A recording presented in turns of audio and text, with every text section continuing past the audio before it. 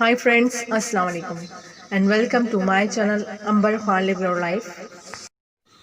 آج کی میری ویڈیو اسلامک انفارمیشن کے حوالے سے ہے۔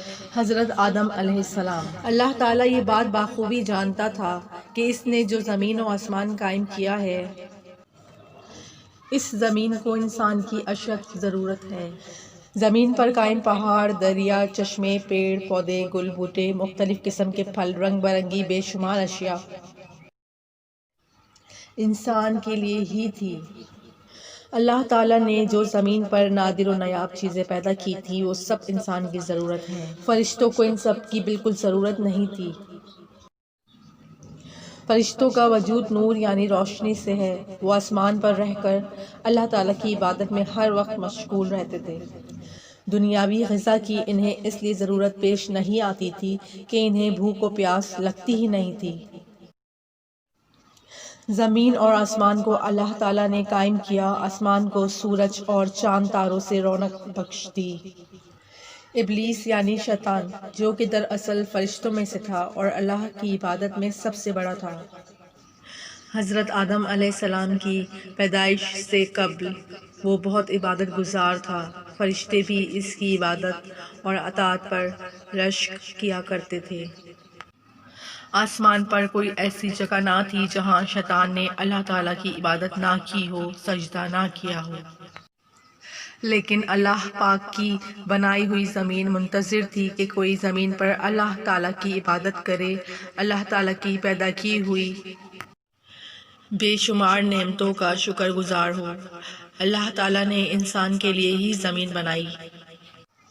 جب فرشتوں کو علم ہوا کہ دنیا کی بادشاہت کے لیے حضرت آدم علیہ السلام کو پیدا کیا جائے گا جو اللہ کا خلیفہ ہوگا، فرشتوں نے اللہ تعالیٰ سے عرض کیا، اے ہمارے پروردگار، ہم ہر پل ہر لمحہ تیری عبادت حمد و ثنا بیان کرتے ہیں، پھر تو اپنا ایک خلیفہ کیوں بنائے گا؟ ہم تیری عبادت نہیں کرتے؟ پھر اللہ تعالیٰ نے فرمایا، اے فرشتوں، جو میں جانتا ہوں وہ تم نہیں جانتے۔ اللہ تعالیٰ عالم الغیب ہے، وہ جو جانتا ہے وہ کوئی اور جان نہیں سکتا۔ اس لیے اللہ کی بات سن کر فرشتے خاموش ہو گئے۔ اللہ میں یہ صفت ہے کہ اللہ تعالیٰ جو ارادہ کر لے وہ کام پلک جھپکتے ہو جاتا ہے۔ اللہ تعالیٰ نے حضرت عزرائیل علیہ السلام کو حکم دیا کہ ایک مٹھی مٹی ہر قسم کی سرخ سفید سیاہ زمین سے لائیں، تو حضرت عزرائیل علیہ السلام نے بحکم خداوندی ایک مٹھی خاک رنگا رنگ کے تمام روئے زمین سے جمع کی۔ اللہ تعالیٰ نے اس مٹی سے اپنی قدرت کاملہ سے حضرت آدم علیہ السلام کا پتلا بنایا۔ حضرت آدم علیہ السلام کا پتلا زمین سے جمع کی ہوئی مٹی کے خمیرے سے بنایا گیا اور یہ پتلا 40 دن تک بے جان پڑا رہا۔ اس کے بعد اللہ تعالیٰ کے حکم سے روح بدن آدم میں داخل ہو گئی۔ جب روح قلب آدم میں داخل ہوئی، سر مبارک کی جانب سے داخل ہوئی، جس میں جس جگہ روح پہنچتی بدن کا وہ حصہ مٹی سے گوشت میں تبدیل ہوتا چلا جاتا۔ پھر جیسے ہی روح سینہ مبارک تک پہنچی، حضرت آدم علیہ السلام نے اٹھنے کا ارادہ کیا اور نیچے زمین پر گر پڑے۔ اللہ تعالیٰ قرآن شریف میں فرماتا ہے کہ اے انسان جلد باز، اور اسی حالت میں حضرت آدم علیہ السلام نے چیخا، الہام الہی سے کہا الحمدللہ۔ اس کریم اور رحیم نے اسی رحمت سے فرمایا یا رحمک اللہ۔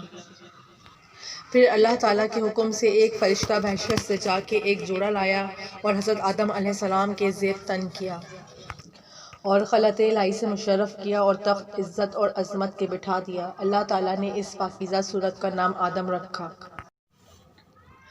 اور انسان کو جس جس چیز کی ضرورت پڑ سکتی ہے ان سب چیزوں کے نام اور ان سب کی صفتوں کے بارے میں بھی بتا دیا۔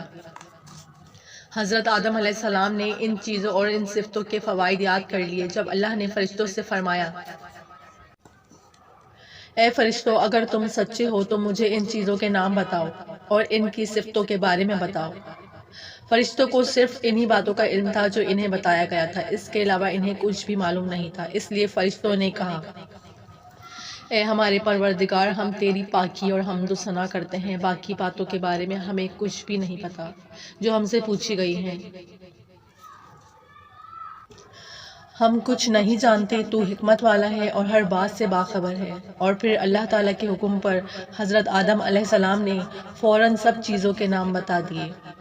اللہ تعالیٰ نے فرشتوں سے فرمایا، میں عالم الغیب ہوں، آسمان اور زمین کی پوشیدہ باتوں سے اور تمہارے کھلے اور چھپے رازوں سے واقف ہوں۔ سبحان اللہ۔ تو فرینڈز، آج کے لیے بس اتنا ہی، یہ تھی میری آج کی ویڈیو۔ امید ہے کہ آپ کو پسند آئی ہوگی۔ اپنا خیال رکھیے۔ Thanks for watching me. اللہ حافظ۔